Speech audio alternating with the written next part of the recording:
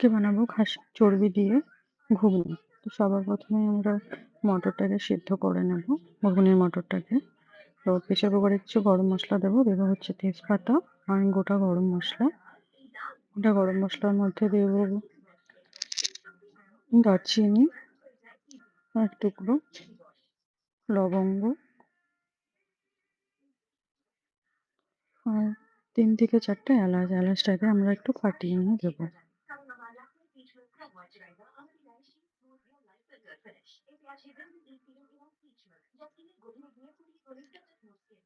একটু জল দিয়ে প্রেসার কুকারটাকে সিটি মারতে বসিয়ে দেবো। ৩ থেকে ৪ টা সিটি হবে, যাতে মটরটা গলে না যায় আর একটু শক্ত, শক্ত থাকে। একটা ভাজা মসলা তৈরি করে নেবো, যার জন্য প্যান গরম করতে বসিয়েছি। দেবো হচ্ছে ভাজা মসলার মধ্যে কিছু গোটা গরম মসলা আর তেজপাতা আর শুকনো লঙ্কা।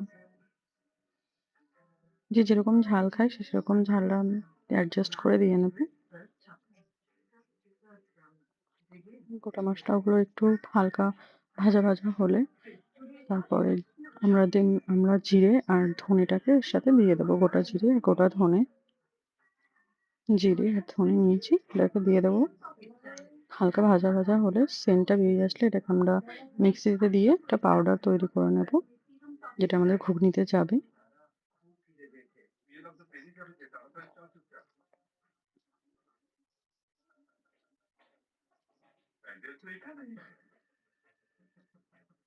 হালকা ভাজা হয়ে গেছে। এরপরে একটা কড়াইয়ে সর্ষের তেল নিয়েছি, ২ টো আলু নিয়েছি, আলুটাকে হালকা ভেজে তুলে নেব।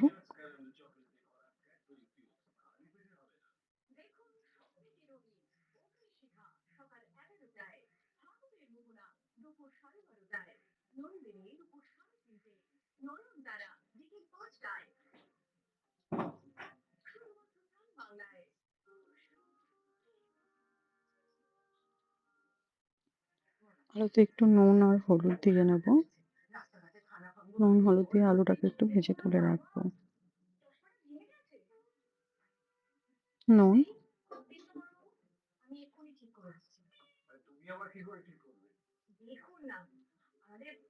হলুদ,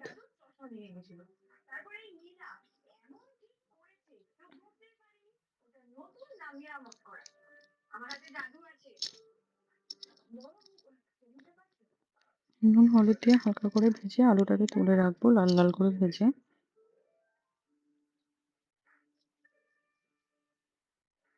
আলু ভাজা হয়ে গেছে, আমি তুলে নেব।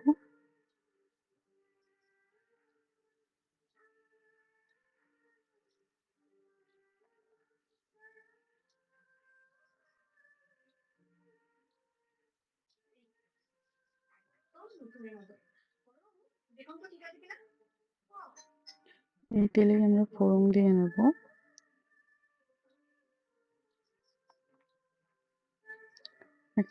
দুটো তেজপাতা আর দিলাম একটা শুকনো লঙ্কা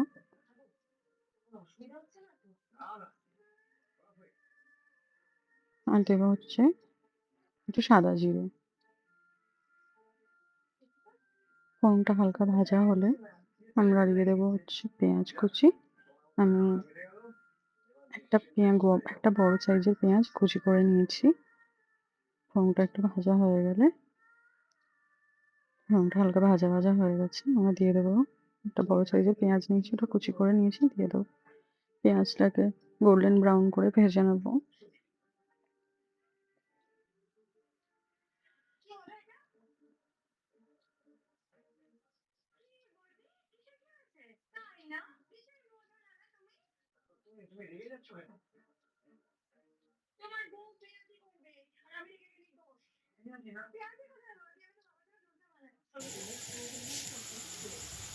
পেঁয়াজটা ভাজা হয়ে গেছে। এবার আমি আদা আর রসুনটাকে হালকা থেতো করে নিয়েছি। পেস্ট করিনি, হালকা থেতো করে নিয়েছি। এটাকেও একটু ভেজে নেব, পেঁয়াজ মানে আদা রসুনের গন্ধটা চলে যাওয়া পর্যন্ত।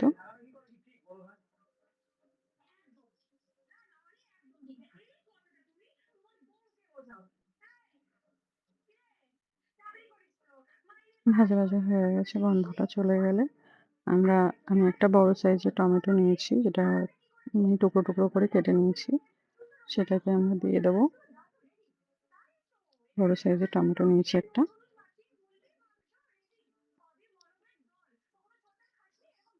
টমেটোটা গলে যাওয়ার জন্য আমরা একটু নুন দিয়ে দেবো। আমি নুনটা একেবারেই দিয়ে নিচ্ছি। যাতে আর পরে না নুনটা দিতে হয়। যাতে টমেটোটা গলে যায়, আমি নুনটা দিয়ে দিলাম।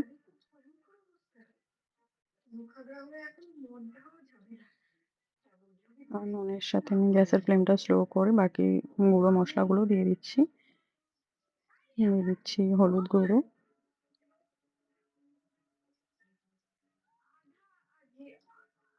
আর দেবো হচ্ছে কাশ্মীরি রেড চিলি পাউডার, যাতে কালারটা সুন্দর আসে।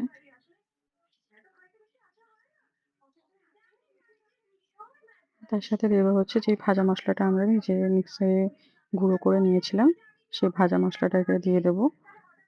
১-১.৫ চামচ পর্যন্ত এটাকে আমি ভেজে গুঁড়ো করে নিয়েছি মিক্সিতে।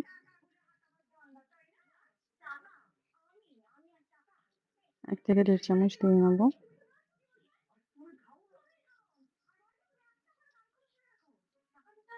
হালকা একটু জল দিয়ে দিয়েছি যাতে মশলাটা না পুড়ে যায়, সেটা আমি রেকর্ড করতে ভুলে গেছি।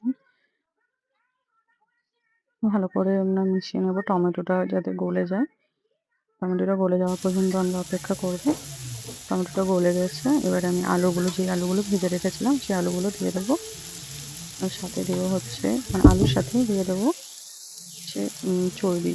এটা হলো খাসির চর্বি, মাটন ফ্যাট। এটাকেও আমরা দিয়ে দেবো একসাথে। দিয়ে ভালো করে কষাতে হবে তেল ছেড়ে দেওয়া পর্যন্ত। ভালো করে দুটো কষিয়ে নেব।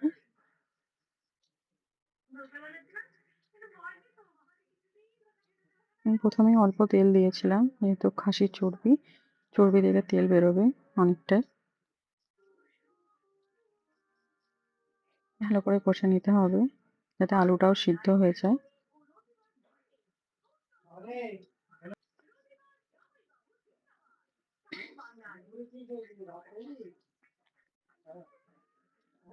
দেখুন কতটা তেল বেরিয়েছে চর্বি থেকে। ভালো করে কষিয়ে নেব।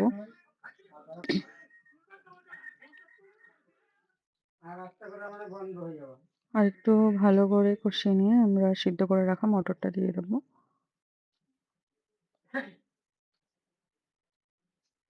মটরটা দিয়ে একটু ভালো করে কষিয়ে নেব।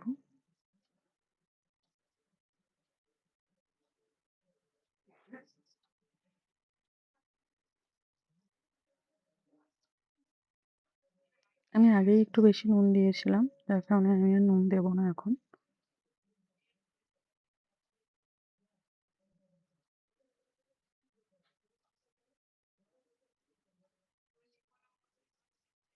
মটরটা একটু কষিয়ে নিয়ে আমরা পরিমাণ মতন জল দিয়ে দেবো। তার আগে আমি একটু ড্রাই রোস্ট করা কসুরি মেথি একটু হাতে ঘষে দিয়ে দেবো।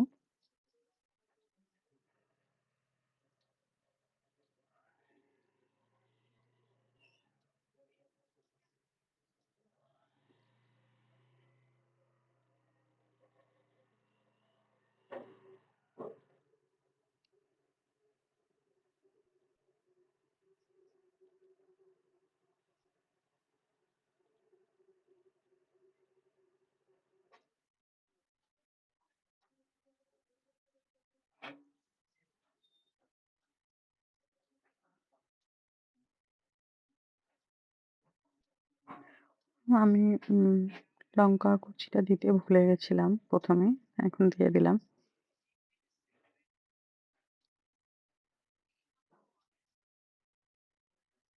পরে পরিমাণ মতন জল দিয়ে দেবো। কিন্তু মটরটাও সিদ্ধ হয়ে মানে সিদ্ধ করা, আর আলুটাও সিদ্ধ হয়ে গেছে অনেকটাই।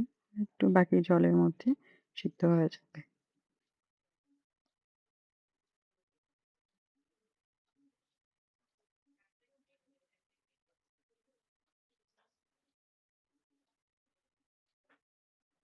একটু চেক করে দেখে নেবো আলুটা সিদ্ধ হয়েছে কিনা।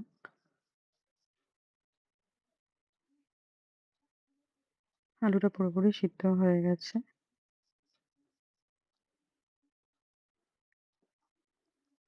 আমার ঘুগনি রেডি। আমি প্লেটে সার্ভ করে দেখিয়ে দিচ্ছি।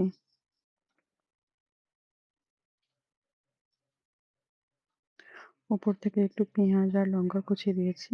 ভালো লাগলে সাপোর্ট